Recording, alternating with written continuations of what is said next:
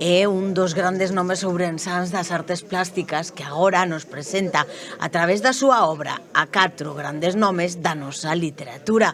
Baldomero Moreiras chega á Biblioteca Nós. A exposición é un conxunto de obras dedicadas á parte de ilustración e a dedicación que fixen aos escritores ourensáns.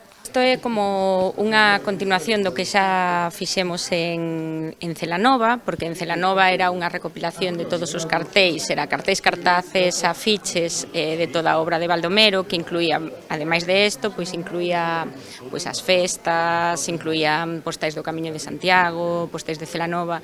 Aquí traemos só, xa que estamos na biblioteca pública, traemos só o que ten que ver coa literatura e sobre todo coa literatura ourensana, a literatura da provincia. Pero, bueno, son todos a mesma técnica, o collage que fai Baldomero, e aquí temos dúas obras novas en primicia, que é a primeira vez que se expoñen, que é o retrato de Ferrín e o retrato de Valente. Otero Pedrallo, Valente, Méndez Ferrín e Curros Enríquez non podían atopar mellor casa para descansar que esta biblioteca. Os seus retratos dan a benvida a todos os usuarios e usuarias destas instalacións.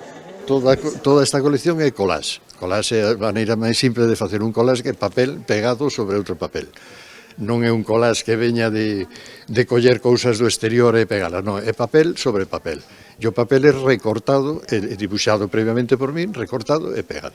Porque non é unha serie que se fixese a propósito, é unha serie que foi crecendo co tempo por distintas circunstancias. Unhas foron un encargo, por exemplo, la región encargou unha das obras, que foi a de Otero Pedrallo, outras foron por diferentes publicacións, hai unha que é unha homenaxe ao Grupo Nós, outros foi pois para facer unha doazón á Fundación de Celanova, de Curros Enríquez. Entón non é unha serie que teña en común pois un formato, por exemplo. Foi que ao longo do tempo el foi traballando cos autores ourensáns, nada máis. A mostra, que leva por título a colaxe na literatura ourensá, permanecerá neste espazo ata finais de outubro.